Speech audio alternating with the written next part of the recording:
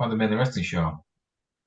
I'm Jack Milner. Lizzie Almeida has pants in her pants, and John Jacobs is playing three poker tournaments right now. We're here to wish Talk about multitasking. Phil Brooks a very happy birthday. Phil, from the Mainly Wrestling Show, all three of us really hope you've had a tremendous day. Isn't that right, Lizzie? Just go. You know, when you and him are both working at TNA next year, you're gonna have to you're gonna have to kiss some boots, brother. Pay those dues. Oh my god!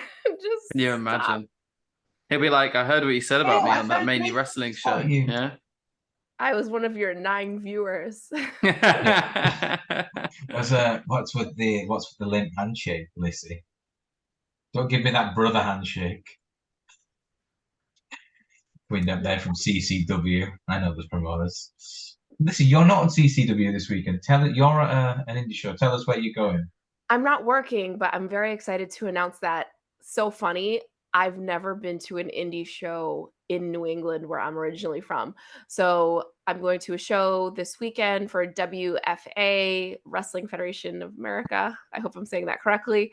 And my really good friend, Julie Cutler, she's the Crown Jewels on Instagram and other places probably, is their ring announcer. So ring announcer to ring announcer. I'm very excited to see my friend work and to see the show. One question. Yes. Is Julie Cutler related to Brandon Cutler? No, not that I know of. The fans would want to know, so fun. Will you be critiquing her work as a ring announcer and going? No, and you know it's so funny because I think that it's harder when I go to a CCW show and I'm not working, which is very rare footage, but like just because I know the wrestlers and I say their name a particular way or I do their intro, you know, the way that they asked me to or whatever, I think that's when I would critique it. But when I go to another promotion, whether it be WWE, AEW, Impact, or TNA now, or anywhere else, or any other indie show, I'm kind of just listening and kind of picking up different tips for myself. Not necessarily critiquing, but seeing like what works well and what they do, and just trying to work it into my repertoire. Good question. Are there any? I mean, obviously, people like Samantha Irvin and people like that are very well known and get a lot of plaudits. Is there anyone maybe less well known that you've seen around that you think taken things from them in your kind of ring announcing career? It's interesting because I think that like when we talk about ring announcers, there aren't a lot. I don't know why. Maybe this is something I should do a little bit of a study on, but I don't know a lot of people that do what I do, and I don't necessarily know them personally. And I think that when I used to go to more indie shows, I would, but I will say I really, really, really loved John. Jack, you weren't there, but John, when we went to the Rev Pro show in London, the ring announcer, I really loved her voice. I believe she's called Francesca. I don't quote me, but like I could never get the range that she gets. Like she does like a really good like scream, but like I think that works for her and it works for her look. So I also just kind of look for those little pieces of things, right? Where it's like, I think that my ring announcing goes with my look and my style, whereas, you know, people can change that as they go to different promotions and stuff like that. But that's definitely something that I'm on the lookout more for as I kind of take the next step, because I'm coming into my 2nd year of ring announcing. So I think that sometimes when you study other people too much, I personally find it confusing. But now that I'm kind of reaching my, you know, my own little groove in things, I can start to look at other people and see how they work and kind of incorporate that into myself. What do you think is the difference between is it that big a difference between a male and a female announcer? I mean, oh yeah. In terms of style, I mean, Lillian Garcia was probably the original, but I mean, I thought Mike McGurk is so overlooked of how good she was in 91 to 92, 93, and Dasha. I mean, I think Dasha does a better job than Justin Roberts. I love Dasha. I actually cadence is tremendous. She's great. I love Dasha, and she actually has like a really great range with her voice because like her voice isn't it doesn't necessarily like how Samantha Irvin, like you can tell that she's a singer, right?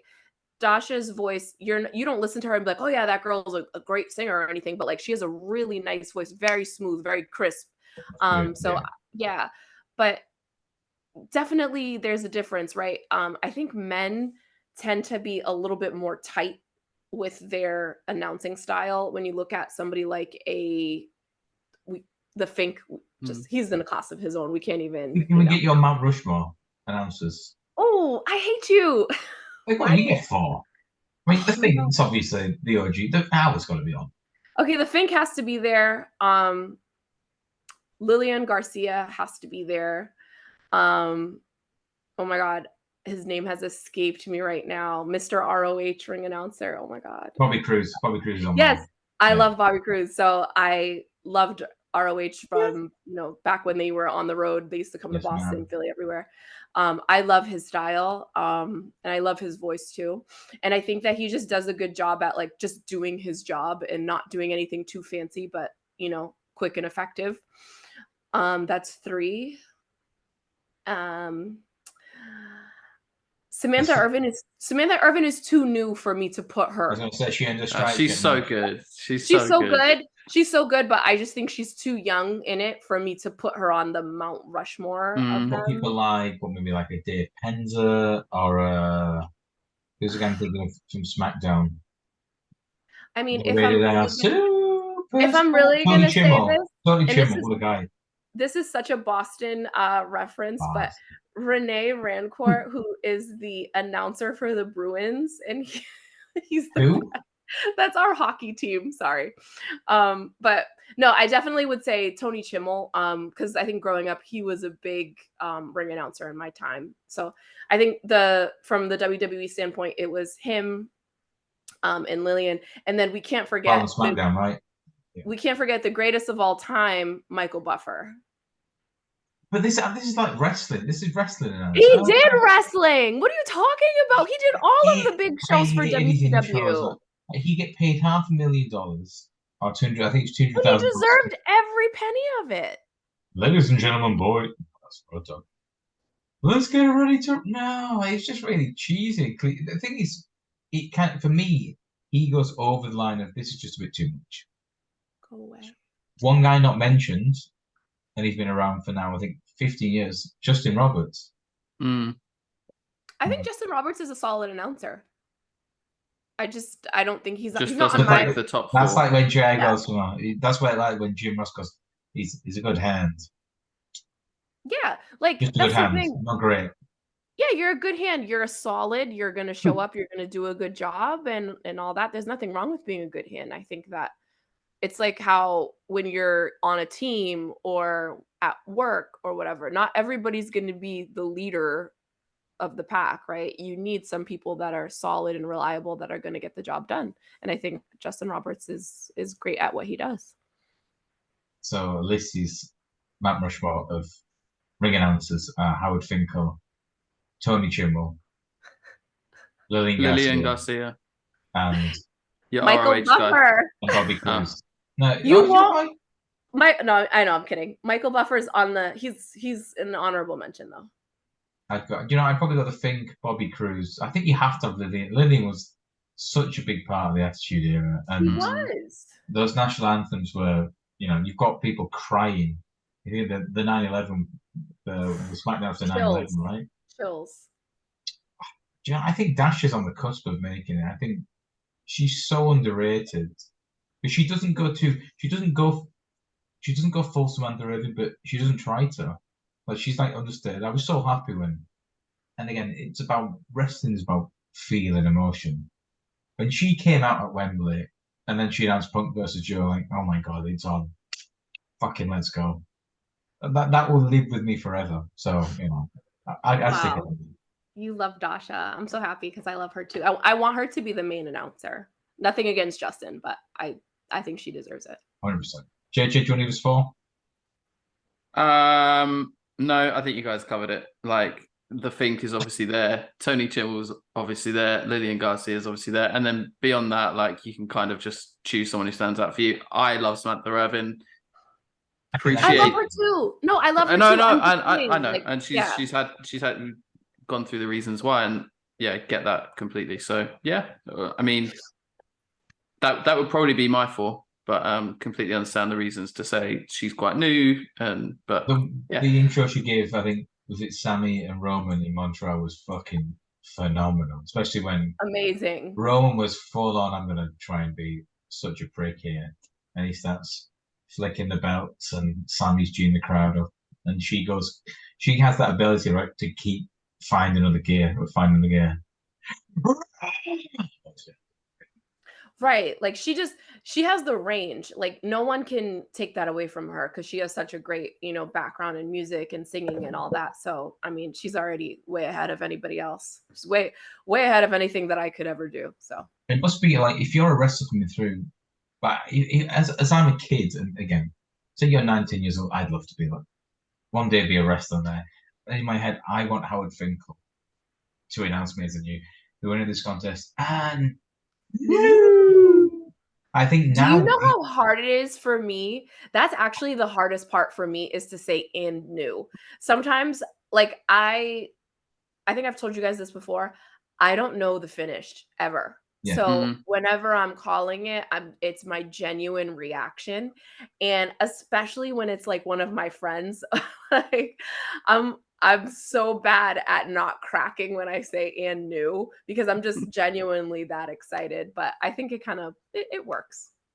And I think, but now if you are a wrestler coming through, I think you in your head when you're put in this like imaginary scenario, you have Samantha Irvin announcing you as the new winner, right? That's the dream thing. And no, but that she is now the thing in terms of that role of Absolutely. Absolutely. so She's the measuring stick now. she's the 100%. measuring stick. The measuring stick from 12 years ago was CM Punk and John Cena. what a segue! Sorry, hey, not my first rodeo pop. 2011, CM Punk was the antithesis of John Cena. At Big Match John didn't come out with the armbands or the Fruity Pebbles or whatever the hell the Rock called him. And the Punker was off his way out of the Fed. He was going to go to New Japan Pro Wrestling. He was going to go with Colt Cabana and Ring of Honor. Look how that turned out. So you go back in time. I know neither of you wish Punk a happy birthday, but Phil, buddy, I'm here for you. I'm here for you. It was a white hot crowd in Chicago. I want to say June, July. This actually got me back into wrestling after like being out of it for 4 years. And this moment, I'd heard about the pipe bomb, and I think this was the week before. I was like, everyone knew. I was always a Punk fan, right? I said when I travelled across, when I came to Jib, I played the same song he came out to in his last ROH show, which was Night Train by the Bouncing Souls. I had a bit of a cry in the airport. But yeah, I thought, my God, this is amazing. So he's going to leave with the belt. Like this is, and in your head you go, it's impossible. Like look at Montreal, no one can leave with the belt. But in your head, it's always one of those things where if there's a 1% chance, like this is all scripted, but Phil's a bit crazy. You could go off script and just stick John in a hold and we're off with the belt. I've got to watch this. And I think this angle was done in 4 weeks. He came back with the belt, they had a match to Undisputed Champion, and he lost. And like, what the fuck? that fucking guy. One had to get his win back, brother. He learned from the best, right?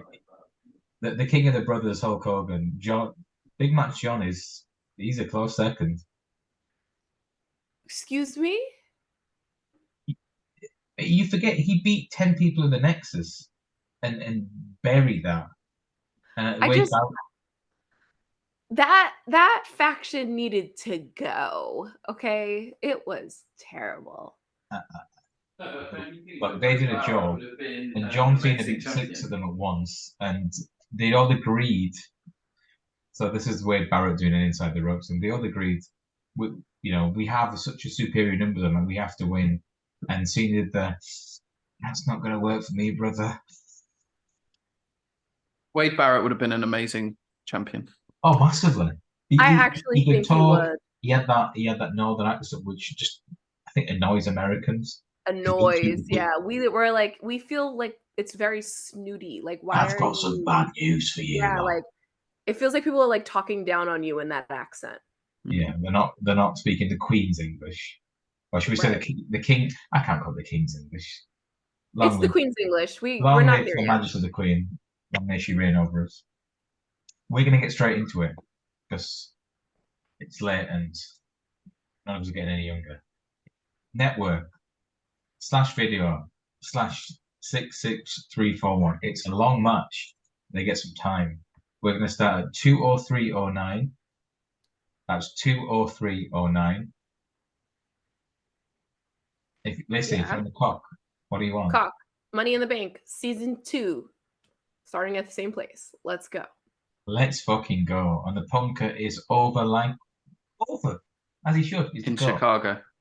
Click play in 3, 2, 1. Why don't you two like the punker, man? Honestly. I remember watching this and I wanted the punker to win. The reason that if people don't like him now, the reason that they don't like him is because of his behavior in the last 18 months to 2 years. I've said it before on here, like I was up at 4 or 5 a.m. in the morning watching Rampage when we were there, when he was set to make his debut, and we were all buzzing for it. I nearly cried. Like, it was an amazing moment. I love the guy, but don't like how things have panned out. And I'm not blaming him completely, but there was a number of situations. Yeah, Joe, if the two kids end up having a fight in the sandbox and the tension's been building for 10-15 minutes, oh my God. I think one of the parents should have intervened earlier. Yeah, but he's not a child. He's a grown man, and it's not like man. 17 it's not like it's not like these issues are. It's not like we haven't known about his arrogance and I don't know what you want to call it, but I don't know, sense of entitlement, whatever. It's not like we haven't known about this before, and I think there was a hope that after 8 years out and wanting to be a part of a new sort of up and coming company that he would put that to a side and kind of help things. But I think he's taken a lot of things to heart that maybe he could have not. It's different personalities, right? And he is the cult of them. I think that if Phil Brooks had joined in the beginning of AEW when it was being incorporated, I think that he would have helped to establish a locker room that maybe he would have had a better fit into. I think that coming into culture. The culture of that 3-year-old or so locker room, that like we don't need to hide what's going on. The Bucks and Kenny Omega and a couple other guys are at the top of the food chain in that locker room, and it's hard to walk into that type of scenario. I don't think it was an environment that was conducive to the way that he is, especially.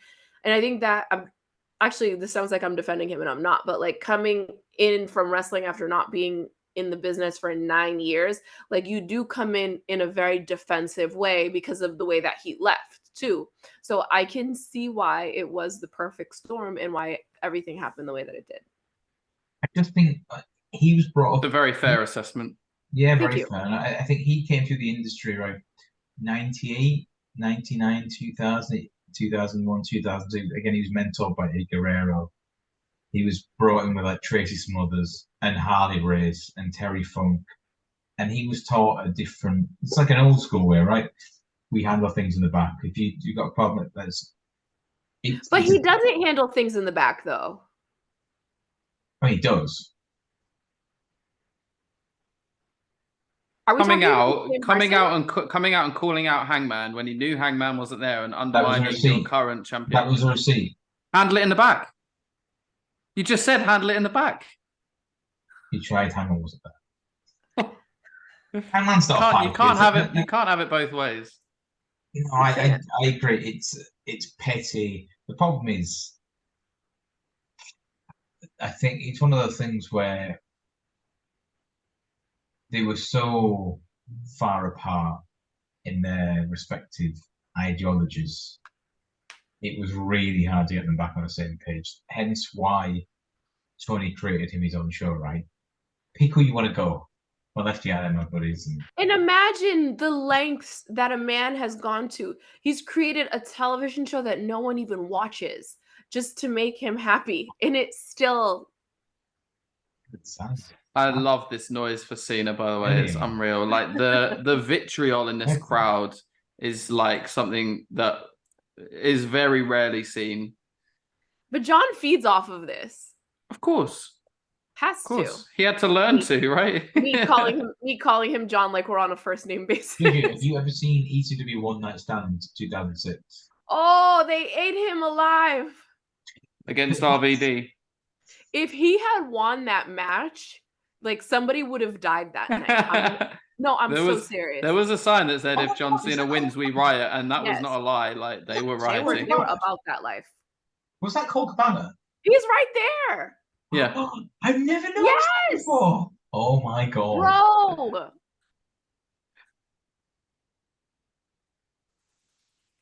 Like that, for me, it's unbelievable how that disintegrated. So bad. It's also fucking hell, man. Cena's upper body is unreal. Sure, and he's always the punk eclair. He's such a shit. He's such a wonderful shit disturber. Up to a point. Until HR involved. Things I can relate to him because he really he likes pissing people off. And that's okay. There's nothing. Listen, there have been more people the likes of CM Punk in the history of the business. I'm very sure of it. But there's two things. Now there's too much media that's involved. There's no secrets anymore. I think before a lot of stuff would happen backstage, especially when we were growing up, right? Things might happen, but we didn't know. Or if we found out about it, it was way after it had already been resolved and things like that. And that was a big difference, right? The Colt Cabana stuff was somebody was feeding him. And that's what really set him going. Like, he's come from an era where we don't feed that information to these respective people. Because we look after each other here. This is a locker room. We're all boys and girls together. It's us against the world. Not, well, if I give him a story, he might write nice things about me. Fuck that. And ever since that happened with it's weird, to think after Brawl Out, which is a really horrible name itself, Punk came back, and then after Punk came back, Kenny, Hangman, and the Bucks signed new contracts. And I don't know whether there was a rumor, right, saying that once they signed, well, I need to get myself fired. I can't work with them. But they weren't going to go anywhere. I do think there's a good chance they'd have gone to the Fed. Who? The Elite. When? Their contracts were up at the end of this year. They're end of 2023. Yeah. Brother, if they leave the company folds, they're staying. Well. If the company doesn't fold if they leave. Absolutely. And I said before, I think Kenny is a single. Kenny has got star power. Yes. I think he looks so much more of a star. Like coming out to the pop he got to come and meet MJF last night, right? Mm. And the reception, and he had the crowd hanging on every word. When he's with the three, with the Bucks, he just looks part of the trio. It's lesser than. And the Bucks are great as a tag team. Like I give them shit. I can't concede that they're a great tag team. Thank you. But as a three each, I know I don't like trio stuff. I know I don't like trio stuff, but Kenny's that big a star on his own. The Bucks are such a great tag team. why have they spent so long doing trios bollocks? Is it because it's too busy? Is that why you don't enjoy that style match? I love that. They're so obviously common spots. A little bit, but I just think I like wrestling is it's like a human form of chess, isn't it? It's a physical form of chess. In the trios matches, it's just move, move, move, bang, bang, bang, bang, bang, bang, bang. What's happening? Yeah, I get the feeling for you, it's like too choreographed, right? And it doesn't feel like a real It doesn't fight. feel like a struggle. It feels that's why I look like Danielson matches, Brett matches, Flair Sting from 88. I am trying to beat you and win. Get a Within an pinfall. inch of your life. But you're a big fan of FTR, right? In terms of tag teams that you do like. Yes. But they always have that spot in the mat where, like, 20 minutes into this epic match, they have this standoff where both people are at both sides of the ring. And it's like you also have that as well. It's like it's Dax. Dax is so, he comes across as so insecure, and I love him. I think he's a phenomenal wrestler, right? One of the greatest tag team wrestlers of all time.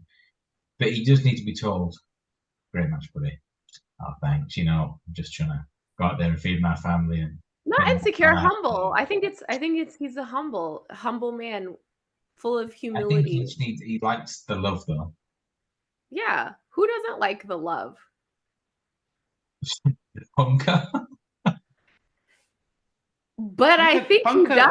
Punker, great match at there. What are you fucking laughing? Punker desperately needs to be loved. He just can't handle it. Yes, like I think he thrives on it, and I think that a part of his issues, if we're gonna just go back very quickly, part of his issues was that he wasn't feeling the love, because I think he thought he was gonna be Tony's baby, and Tony's like, I got these other babies I gotta worry about. So. Well, still his baby, to be fair. I mean, when CM Punk made his comeback, he was apparently in gorilla position as he was about to come out to CM Punk. Like, he still loved the guy after everything, still wanted to do everything he could for him. But, we all have a limit. The other thing to say is, to be fair, we've not seen Jack Perry on TV since London. Like, it's not as if he's just punished Punk and not done anything to the other side, right? The thing is, right, if you'd have, I look at things differently, right? Punk's a draw. He's a business. If this was Vince, right, how many times did Shawn Michaels, and this, you're going to hate this, probably. Shawn Michaels was such a dick, so many stages during 95, 6, 7. But you know what? He's a great wrestler, and he drew me a lot of money. Great. And everybody wanted to work with him. So you know what? I don't care if he fucks up. I'm gonna move things around. 97. I've lost my smile. He drops the belt, he hands it over, and he gets a new contract. He gets a 5-year contract in the summer of 97. And you know what? 98, my back's not working. I'm just going to go home for 4 years. His contract expires the summer of 2002. You know what, Vince? I'm feeling a lot better. I can go again. Leave him alone. The Lord cured his back, and I really think so. Because you know what? Yeah, I forgot about that. My fault.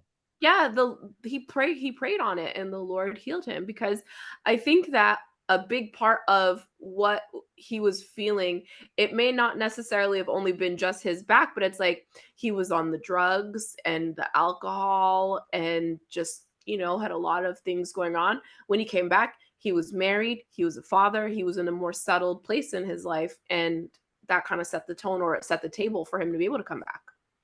I got defense for Shawn Michaels all day, so we can keep going if you want to. Anyway, my point was, and I'd make a corner point, but you two would hate me for it. It says you've got to think of this as a promoter and a businessman. Jack Perry ain't going to draw you anything. How he did in that program with Darby Allin, who's in the pillar, Sammy Guevara, shit the bed. Nobody wanted to see him. He had to turn heel because he did that bad. He's the one that started it. Trying to be clever, get rid of him. Fuck you. Go and find some other one. Yeah. But it's a different time. It's not a territory anymore. Period. Yeah. High five. That was amazing. Yeah, The JJ. three-way high five. Like it. What? You two are normally the ones in sync. I know we are. It's okay. Jack, we're urbanizing you. I'm We're gonna gonna make my make bad at just you watch. we're gonna make a let me see, a reel called The Urbanization of Jack Milner. I wanted to ask you this because WWE posted something on Monday, which was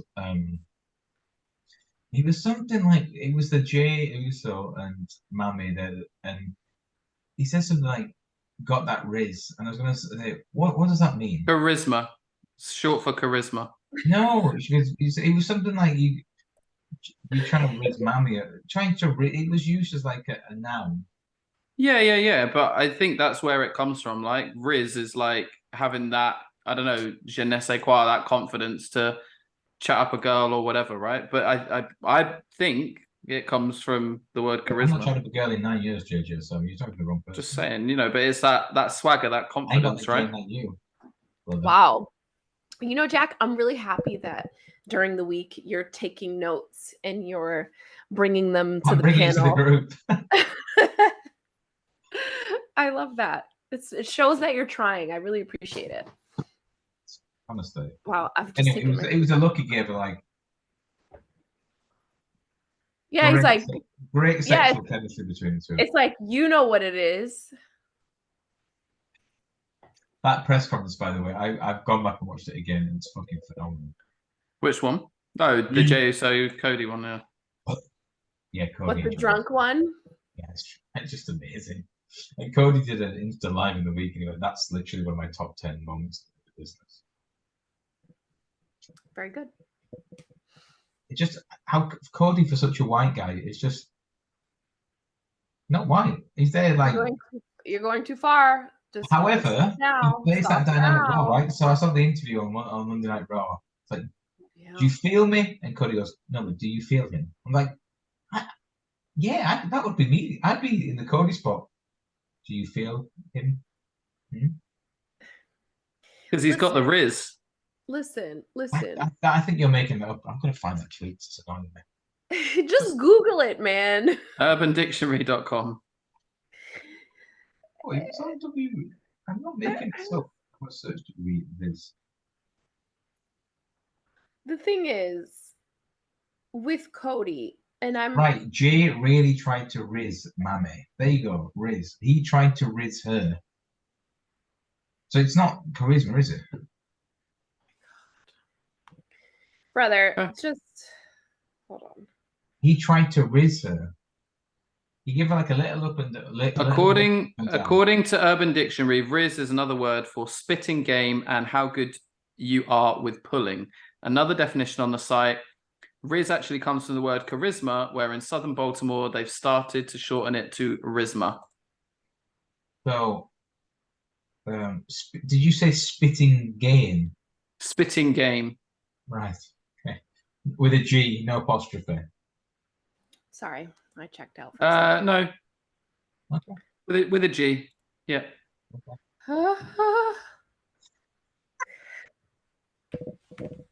It's getting scary. JJ gives a time check. Time is 2:20 and 30 seconds, 31, 32. Oh, exactly aligned. Wow. Okay. Okay. No buffering for Jack today.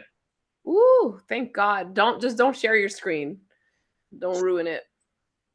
I have to find my Urban Dictionary in my list. I'm going Babes of Wrestling. Cross my links. You don't need an Urban Dictionary when you have us, the panel. John Jacobs is my Urban Dictionary.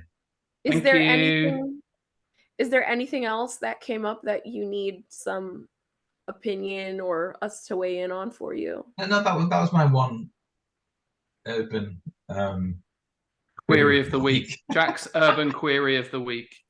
You know what? We should make that a little segment.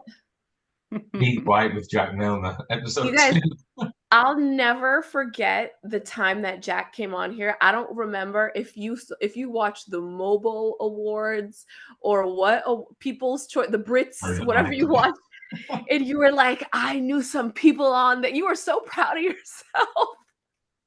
He was so pleased that he knew who Stormzy was. I mean, everyone knows Storms. He's a Man United fan. You know. Oh my god. Are you happy to see him back with Maya? It doesn't affect my life personally, but yeah, good luck to What? him. I What? don't know the bloke. I just know he's a rapper. Oh, okay. I thought you Maya were. Sorry, Jama, sorry. what a Is woman. he a grime artist?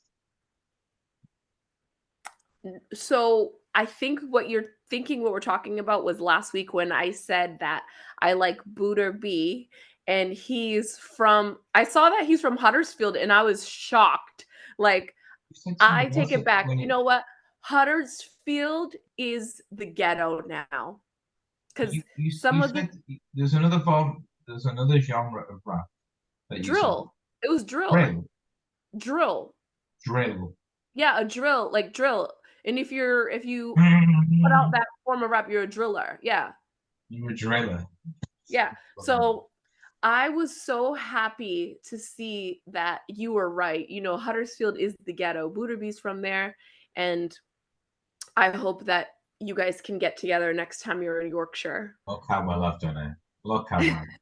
I was saying this like 'cause I'm in a group chat with like mates from here and back home, and we are all middle class now. My mate is very. He's a paramedic. Like, no, I'm still working class. Like, buddy, you've just gone. He's got two daughters, Orla and Flo.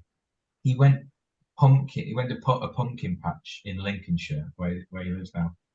You can't claim to be working class, and you've Well, just he he was was. growing up, But the right? point I said to them, my boy went to nursery wearing a gilet today. It's a very sad day for my working class Huddersfield roots.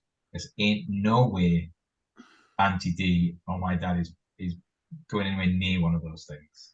Okay, Why would but you buy a coat? in Why would this you got the person's hands off? defense and in my defense sometimes, because I do struggle with it too, and I notice that it's like they say, you know, you can take the girl out the hood, but you can't take the hood out the girl. It's like sometimes you forget that you have moved up in life and you're still mentally, you know, in the place that you came from. So I understand. I don't know your friend. I don't know how much he makes or whatever, but I can understand why he still identifies as working class because I am in the He's a same boat. tourist. Yeah. He's from Liverpool. It's a vibe. Well, Well, just to roll anyone back, what's the go. point of a pumpkin patch, right? People know you can just go to the supermarket and pick up a pumpkin with, your weekly shop, yeah? He said it cost £7.50 for a pumpkin Oh, there. bloody hell. Listen, Is just it for here. the gram? Is it just for the gram? It's for the I gram. think it's for the So kids to Okay, experience I going on. understand.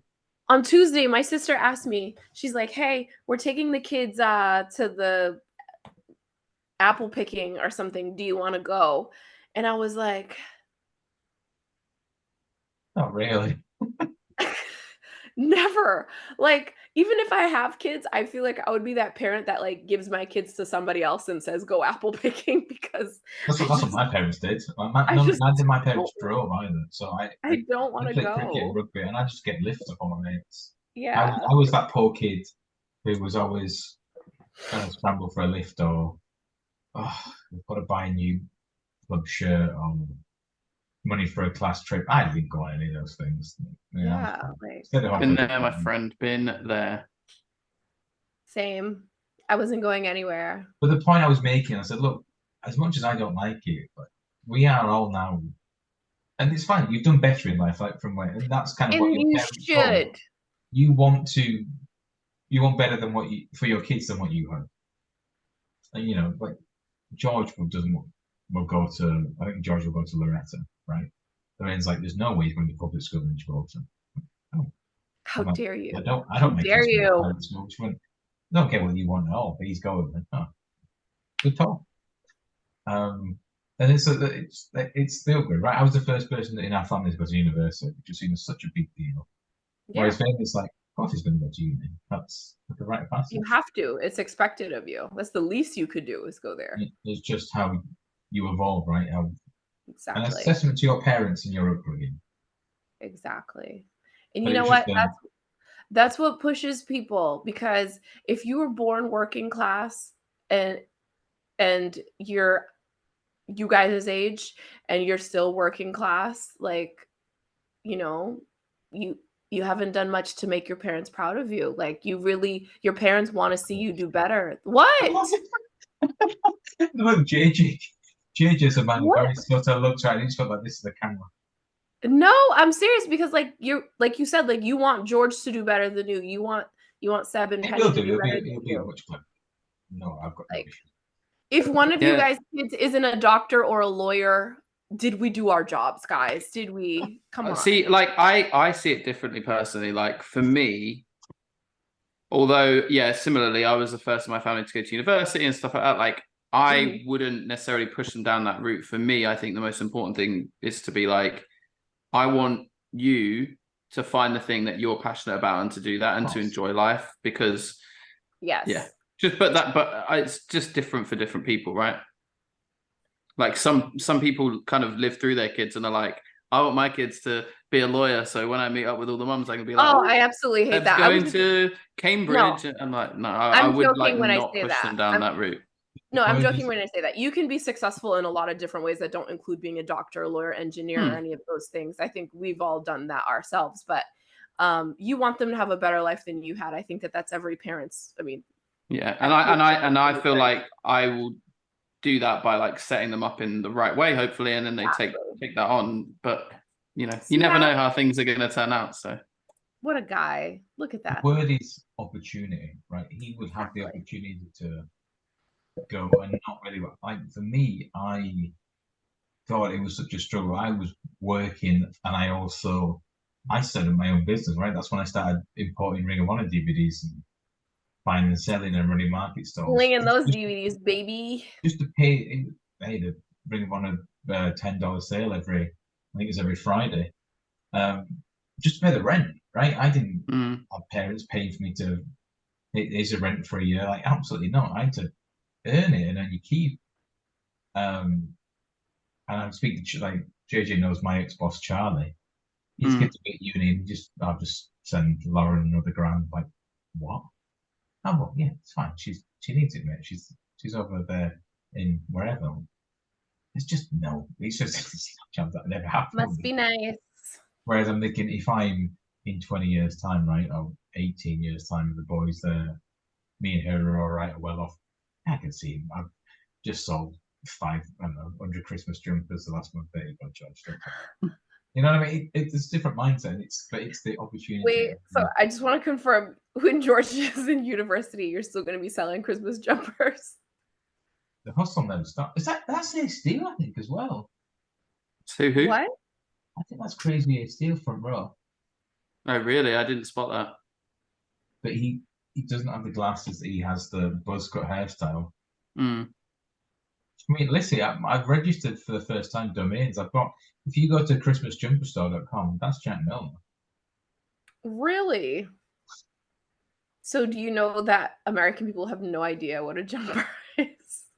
A jumper? But if you look at that's A Steel next to Cocker Band. A Steel and yeah, they're together. So weird. Funny, I never noticed that before. But my audience, the products I'm selling, right, are TV shows from British TV shows from the 90s and early 2000s and Man United stuff. So I know. I'm just kidding when I say that. I know what you mean. Oh, what about wrestling? Do people buy like wrestlers as Christmas? Is Christmas jumpers a thing in America? No. Really? We wear Christmas sweaters. Okay, fine. It's the same thing. But like with like a knit sweater. Not like a novelty, funny type thing. You can, but it's usually in a sweater format. When you say a jumper, you're talking about like the hoodies that you sell and stuff? No. Sweater. Are you making sweaters now? The Christmas jumper is a sweater. Okay, I just want to make sure. Okay.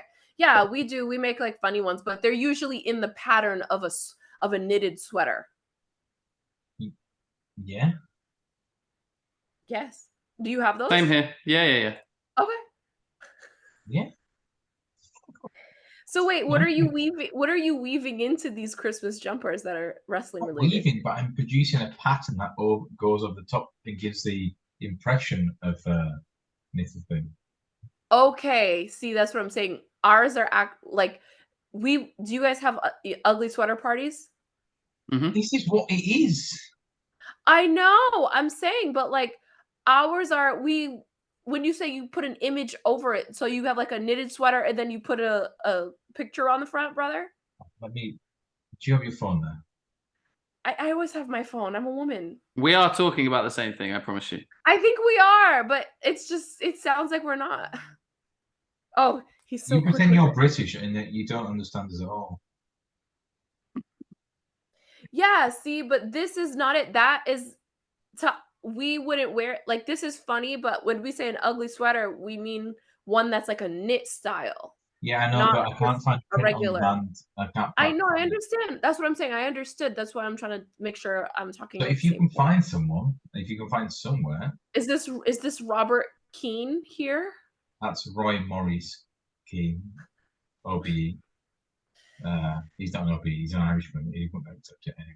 Wait, did you guys laugh at my meme that I sent you today when Sting was hugging the Nature Boy? It smells so good.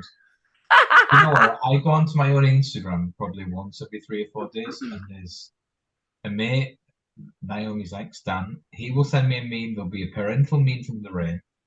There'll be a wrestling one from Lissy, and then there'll be another one, a guy called Danny who follows all the wrestling pages. He'll send me something as well, and it's the 4 things every time. And the wrestling, the one you send us is always the best. I do my best. How are we finding this match so far? I feel like we've not paid too much really attention. good knee by Punk. So I think that this era of CM Punk, I was super excited when CM Punk came to WWE. I just want to say that because I was a big fan of his work on the Indies and ROH, right? But by this point, I feel like he was starting to get a little bit annoying to me. That's just me personally, but Really? I think that you really can't put on SDF, can I? Fuck me, sideways. stop it. He's not Benoit, is he? No one can do it like Benoit. It's weird, right? Because for me, Oh, be careful! Hold on, be careful! Do not praise Benoit at all. Just no, I wasn't going to. oh no, I'm talking to Jack. You just said he's not like Benoit. I'm like, we're not going there. So for me, I never was into, not through choice, I just had never watched the indie stuff. Like when I was growing up, it was always WWE for me, right? Unless I saw like some TNA on the wrestling channel or whatever, but I never really got into the storylines and stuff, right? So when Brian came over and when Punk came over, I hadn't seen their previous stuff, but they were still like at the time, just purely on their work in WWE, my 2 favorites from in the WWE at that time. So I think that says a lot about how fucking good they are, because even me as someone who grew up in that WWE system and knowing those people still was like I remember the first time Brian came out when he was in NXT season 1, right? And so good.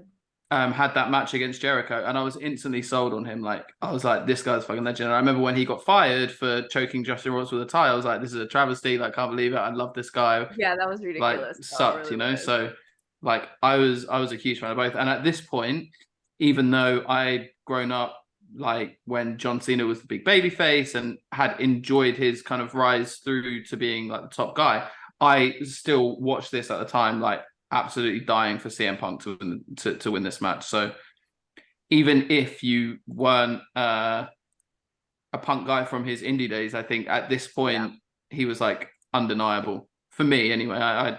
You're saying that you were kind of annoyed by him at that point, but I loved his stuff, like with the pipe bomb and everything.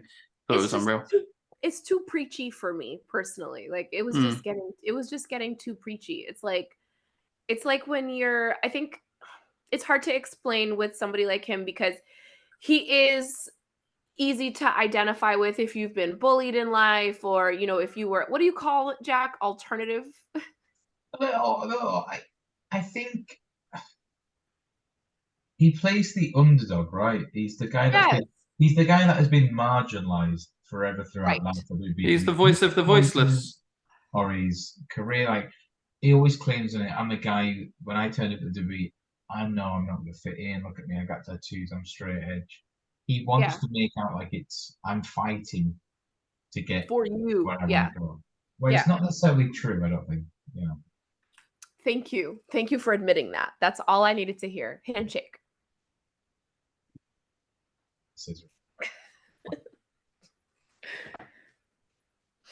But yeah, it's a tricky one because it's a bit like how, see, throughout my era, my childhood, I was a big Man United fan as a kid. So my dad was, and Man United's Sir Alex Ferguson, their manager, used to try to instill in them they're all out to get us. It's us against the world. But realistically, United would probably be the most well-supported team in England. It's a bit propaganda-ish, though, isn't it? Of course it is. But it's a mindset, right? It's yeah. The cheers from these two counts, unreal. I love these. Okay, refs. Scott Armstrong. Love yours. Huh? Great referee. Great referee. Great referee. He's bred for the job and he's an Armstrong. What? He's an Armstrong. He's bred into the business. Road Dog's brother? Road Dog's brother. Yeah. Brad Armstrong, Scott Armstrong. Yep. Bullet Bob Armstrong was his dad. Patriot, yeah. What a time. What a time. Every time when we watch the 80s wrestling and Brad Armstrong comes on and somebody makes a Kenny Omega joke. Jerry Lynn, I'm sure it was Jerry Lynn again in the week. Someone dug out a match with him and he said, Brad Armstrong, best guy he's ever been in the ring. Someone else said it as well. Really? Brad was phenomenal. He just had no charisma. So you go out and work a 10-minute match with Brad Armstrong for like WCW Pro, right? Just a walk. It's like wrestling Bobby Eaton. I feel like we're getting into the weeds of this match because there must be like there's 9 minutes left of the show, but I think there's still a good few minutes gone. Sorry? I'm trying to not look at, wow, that guy on the front row is jacked like Cena. Maybe it's his brother. Oh, the guy in the Cena shirt and hat. Okay, so it's so funny that funny story. When I lived in Boston, I used to get all my cars from Mercedes of, what's it called? The one in Route 1. It doesn't matter. Mercedes of Saugus or something, Peddler, one of them. And one day I'm in the service area, I'm sitting down and I see the guys called Matt Cena on his little placard on his desk. And I was like, I just asked him, I'm like, are you John Cena's brother? And he's like, do I look like John Cena's brother? And I'm like, yeah, looks just like him. He showed me all the pictures on his phone from when they were literally nicest guy. But yeah. I feel like you told the story.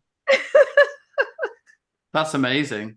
It was so random. I was like, I'm a really big wrestling fan. He's like, are you? It's not like a super common name. Like I've never heard that surname before anywhere, right? So no, because usually I wouldn't do that. But I was like, I'm in north of Boston, which is the area that John Cena's from. Yeah. And I was like, I've never heard anyone else with that name, so might as well ask. And they look just alike too, but he's very nice. Did you see? That's very cool. As well as Brock Anderson. Arn Anderson has left AEW as of this last week. Has he? Oh my God, this country is going. We used to be a country. We used to be a proper freaking country. Where's he gone?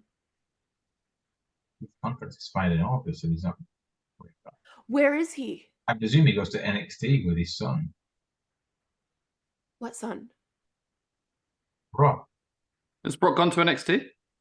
It's not likely, right?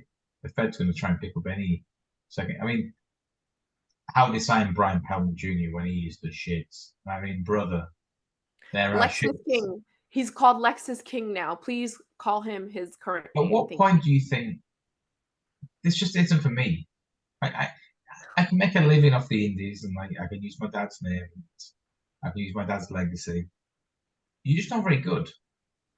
Let me tell you something. I mean, Teddy Hart wrote that. He wrote that Hart name for 25 years. He's still going. Go on, Lissy, make your point. It's just the fact that Jack said, "This isn't for me." This isn't for me. Yeah, but he's a young man. Maybe he's not there yet. He's like 26 years old. Maybe, and you know what?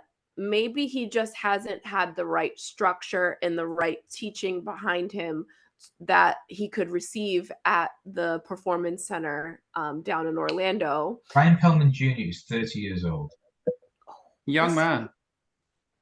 What I will say is that he isn't the Brother, he hang isn't on. hold on.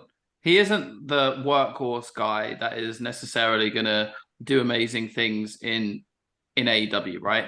But he's got a name, and if you've got the presentation, he is still a perfectly good worker. And if he can get the charisma and they get the right character behind him, he can still do something, whether that's in NXT. I'm not saying he's going to be a main eventer, but there's a spot for him on that roster. I think. I'm not saying it's going to work, but there's a spot. That's what I'm saying. Go ahead. Okay, so you're asking if he has the charisma, or if he has the. God, it was fantastic. If he has the charisma, or if he has the working ability, or he finds the gimmick, brother, he has none of them. So you're saying you're a pro wrestler with 7 years experience, you've got no charisma, you're not a great worker, and you're not great on promos. Well, he's not a bad worker. He's not a good one. He's not a great one. We're now in an era where, look at EW, right? If you can't work a 4-star match, you're not going up the card. I know, but it's not the same in WWE. True. That's the point I'm making. He's never gone through. I think what John and I are saying is that he's never had a fair shot at going through a full developmental. They said, "Hey kid, get on TV." Like that's what they did with him in AEW. You know what I'm saying? Like I feel like now he was on MLW TV for 3 years. And the thing is, the same goes for like Jay Cargill, right? Like she never had that opportunity to go through developmental. She's not a promo cutter. We've not really seen her do very many promos. Like she may be good at it, but Jade she would put on Rampage, right? She said very few words. She was a woman of very few words. She let her in-ring ability do the talking. Jade? Yeah. No, I think that toward the end, she'd have one minute backstage. She got the catchphrase of like, Tony, cut the shit. Cut the shit. Yeah, like she would do that stuff, but she wasn't known for Jack, do you know a great promo that Jade Cargill gave? Can you think of one off the top of your head? No. That's what John's saying. She did short and sweet back there. And then now that's probably something that they're gonna work on with her. Same thing as with Brian Pillman Jr., Lexis King. They're probably he's just knocked out Johnny Ace. 3. His former father-in-law. Almost father-in-law. What? Because Johnny Ace is married to the Bella's mom. Oh, I thought you were saying CM Punk, who almost got one of the Bellas. I was like, what? Did they not separate when it was found out that he was diddling all the paralegal? Vince is so freaking funny. He's like, Vince is just so good with the facials, right? That's the punk shot, isn't it, with the belt like that. It's like, oh my god, what have I done? Or what has he done, I should say. The eyes. Scott Armstrong doesn't want to walk back.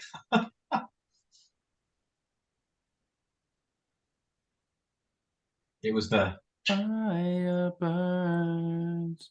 But then he came back like 2 weeks later. Oh, lads, just let it breathe. Yeah. That song, Fire Burns, I really liked that song for him. Does he not? Right, if I remember, he brings Del Rio down, right? What he? Bring it down. This music, cut it, damn it. You know, he sometimes go on like weird Wikipedia rabbit holes. I was reading it to him, like he was CML, I think, world champion 2009 and had a deal. Who fell? Last desperate attempt, he brings Del Rio down to try and cash in his Money in the Bank. But they pushed Del Rio so hard, so he didn't have to go to development on NXT. He came in straight in, was pushed as such a top guy, right? And I remember looking back on him thinking, I have no idea who this guy is because I've been out. then you read it into the stuff with him and Paige, and you go, oh boy.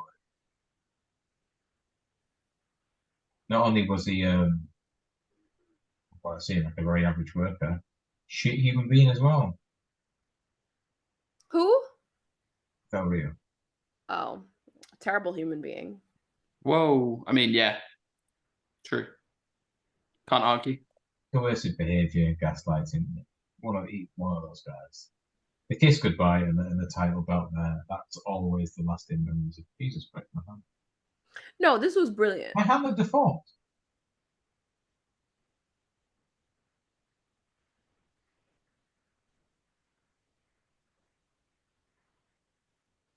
Anyway, Punk leaves like he's John Moxley.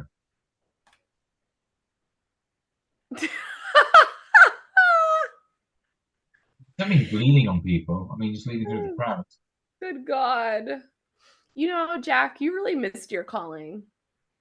What was my calling? You're a funny guy.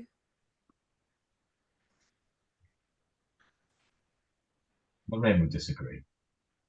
She'd say he thinks he's funny. Because she's probably tired of your shit in her defense. Wow. She goes, Jack, cut the shit. Oh, you think you're a baddie now? Fuck out of here. Josh the Panther. So that was the main event of Money in the Bank 2011. Jack, that was your first viewing of the match through in completion, right? This fucking guy presenting the podcast. Come on, JJ. Yeah, he is. Move over, sister. Well, that was a good match. Good match. I mean, I'd like to have had the sound on. I think that they really sold it. I remember getting really into it at the time. I didn't stay and watch it, but I remember watching the Raws leading to it, and then thinking, "Oh my God, Punk's won and he's run off for the belt. That's so cool." And then I remember reading. I'm sure read or I think I'd record Raw at the time, flick through, and he'd come back 2 weeks later. They had a match the next pay per view, and he lost. I'm like, what the fuck is this? Okay, I'm done again. And I was after that. I was done for 7 years. Wow. It's the equivalent of like your partner fucks up massively, you give them another chance, and they do the same thing 3 weeks later. Okay, I'm done. And it wasn't until I don't even know why I got back into it. 2018. I think I started listening to some of his wrestle podcasts, and then I saw Becky again, an Irish redhead. Okay, you got my attention. That's all you needed. That's all it takes. Becky turned on Charlotte, and then I saw that they did All Out, and then I was back in again.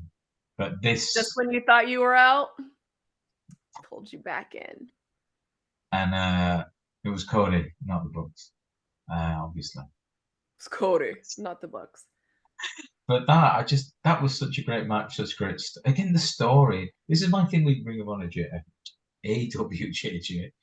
The story should be better because of the talent involved. Mm-hmm. They're always going to deliver great matches. It's not about the matches. I want that stakes, the emotional crux.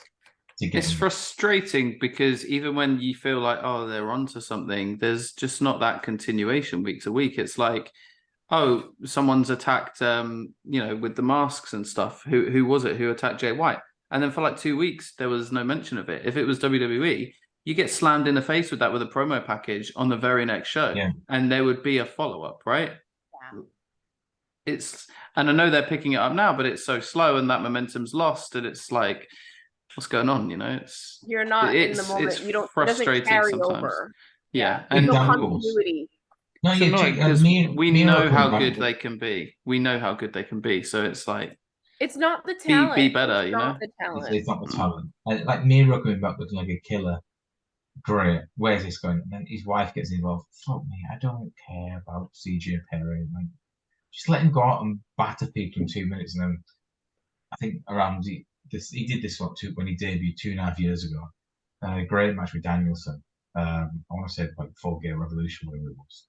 But like I got so into Hobbs at the start of the year where he was being built up, and then he got the big anus looking gold, whatever it's called. Yeah. That Ross ring beats Wardlow, and then loses it in 2 weeks later, and he signs up with Qt's guy. Oh, yeah, he signs up with fucking Qt's job. It's like, what?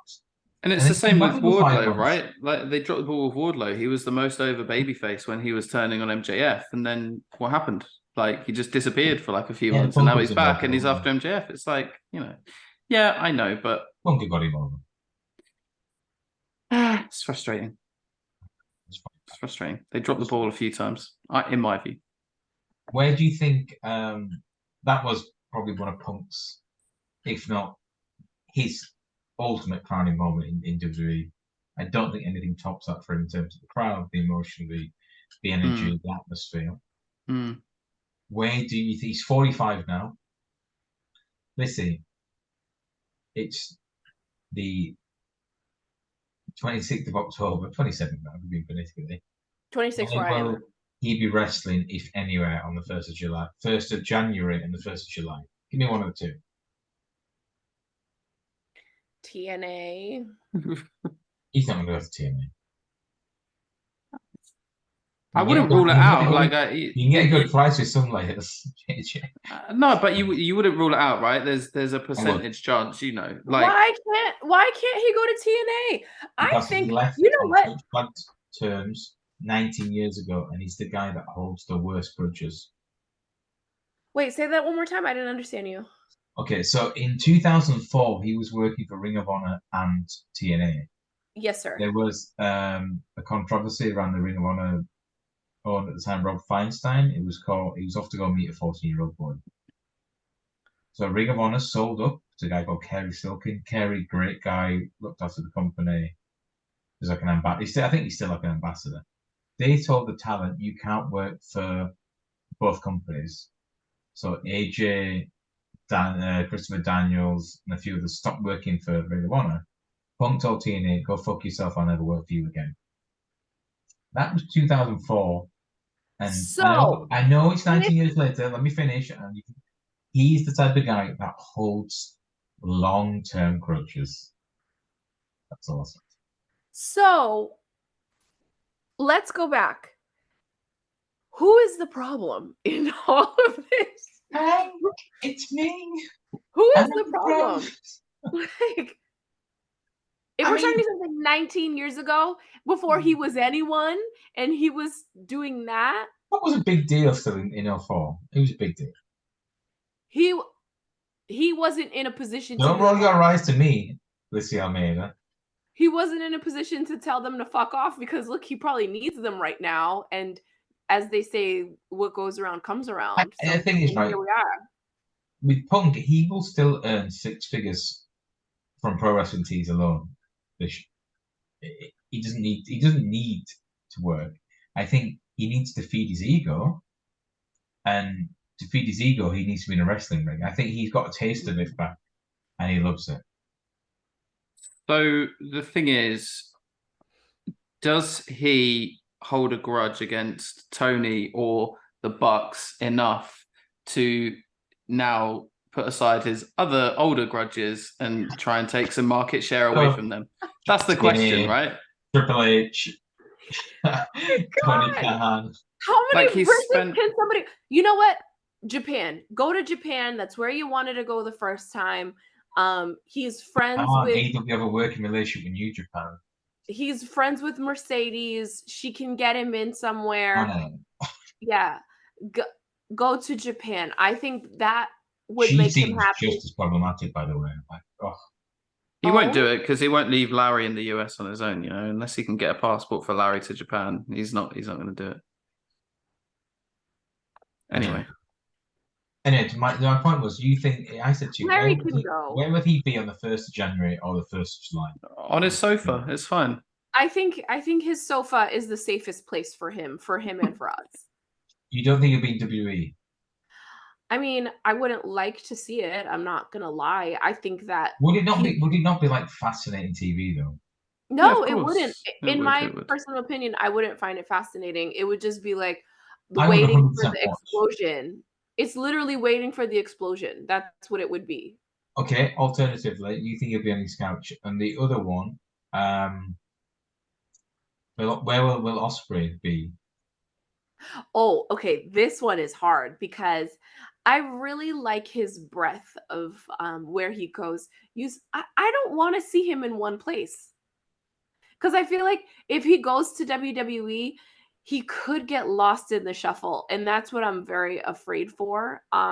Because I love that you can see him in Japan right now. You can see him at shows in the UK. You can see him on AEW. You can see him on Impact, like or TNA, like you did last week.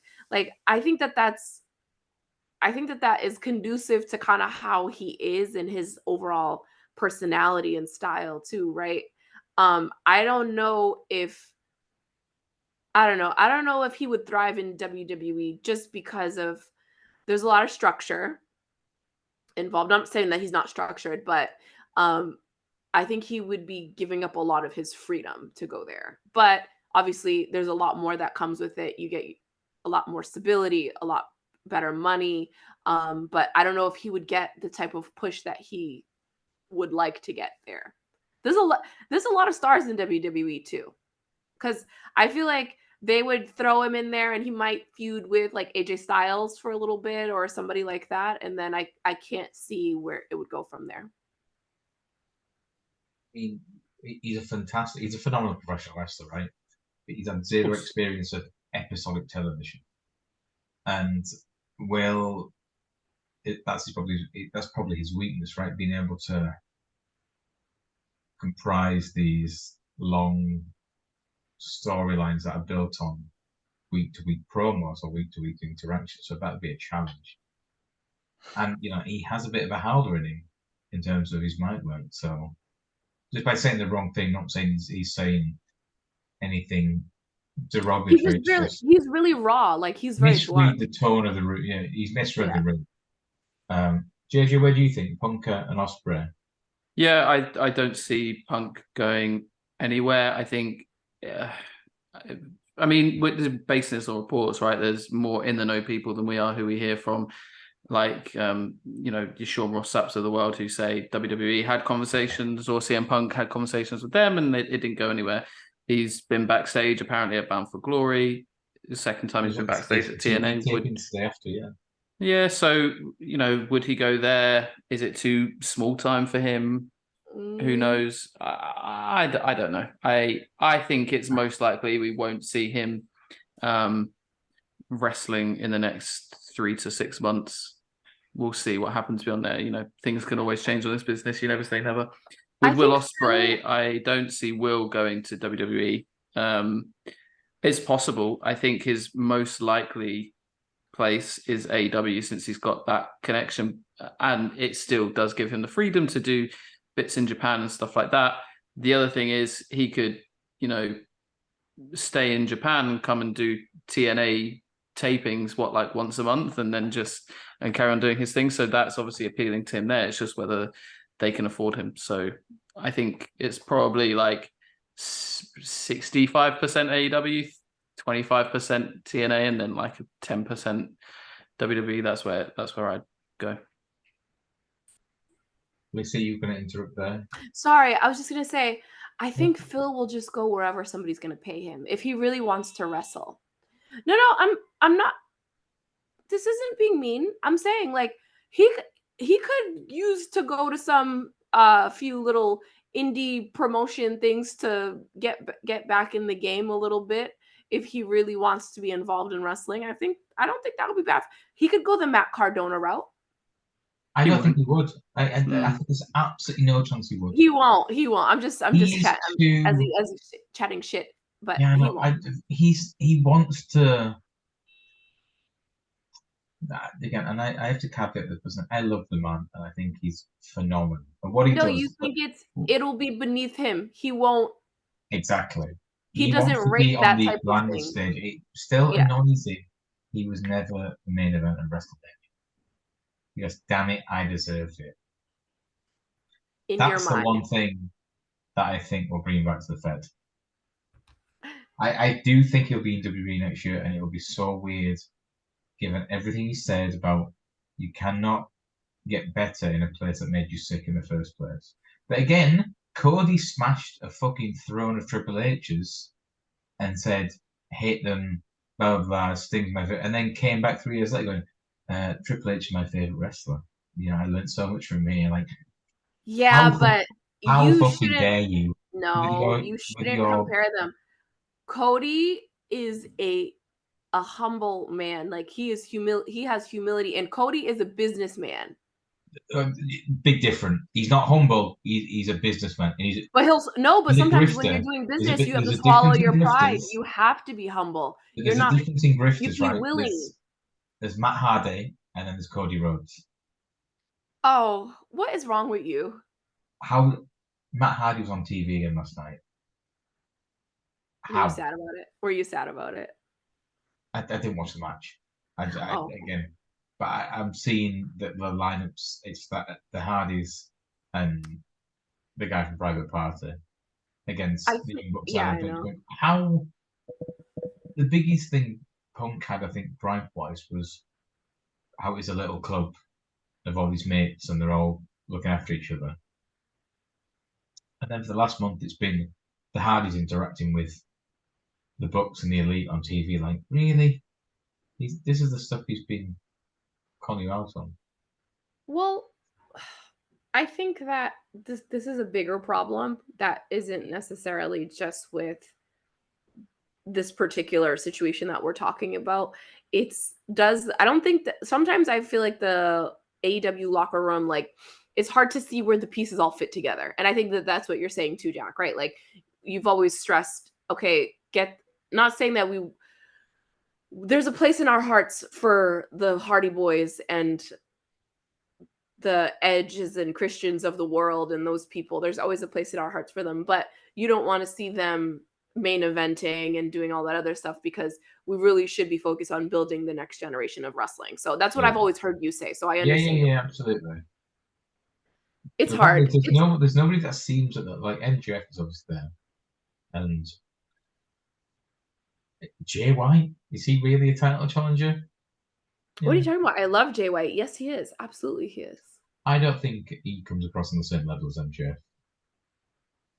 How dare you? How He's dare you? tofu. Is that what you're saying? He's tofu. Darby, he's not. Well, yeah, I just don't see it. I think that Four Pillars match did so much damage for the three because MJF was so far above them in terms of their level. In terms of young talent coming through as potential challengers, what? Wardlow? Joe, who's 45. Orange Cassidy. I think Orange Cassidy. I think if MJF turns heel again, Love which he Orange should, Cassidy. Orange Cassidy should be for the title. Who do you Well, think right now is the most likely next AEW champion?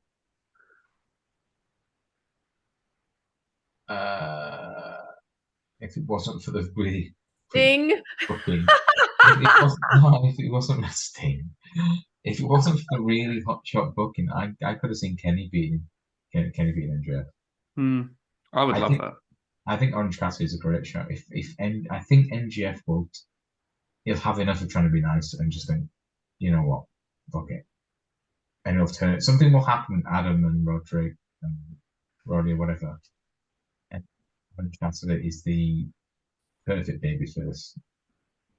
Could Orange Cassidy ever be a heel?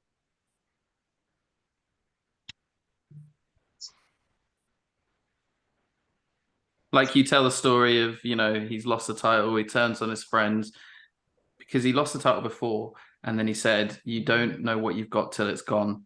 And it's like, if he lost that international title again, he'd be like, needs it back, he wants to do anything and everything to get it. He turns heel, turns on his best friends, and then he's like, I can't get that title back, I'm going for the big one, I'm going for MJF, and he just becomes like this monster heel. Is that a possibility? I think he'd smash it. A little bit of fantasy booking. Yeah, it's a possibility. It wouldn't be a big possibility, but I don't see why not. I mean, I think it's the issue that you're seeing here, Jack, is probably because he doesn't talk a lot. I think that's probably why you don't take him seriously because No, of I his. think he cuts it. I'm not like a corner stan. I think he cuts good promos. I think Okay. he's very to the point. I think because of his size, it's hard to be a like an intimidating heel, when you're the size he is, it's better to be an underdog babyface, right? Because he's like 5'8", 180 pounds, whatever. If he gets a heater, different story. A heater. You get someone like a Wardlow to beat Protector, it's like he fucks MJF and sides with Orange Cassidy. That's a different story. We'll discuss it another time. We've been on long enough today. Thank you. That was Money in the Bank 2011. We wish our friend the Punker such a great day. This is just Happy birthday, buddy. I'm hoping he has a nice day and that good shares a bit of KP Larry. AJ's got a promise from later, all the good stuff. We'll be back next week to find something at the last minute to entertain you all again. Lissy will be just as ecstatic. John will be just as well groomed. I've been Jack Milner. He's been Lissy Almeida, and he's been John Jacobs. And I've been told to wrap it up next door.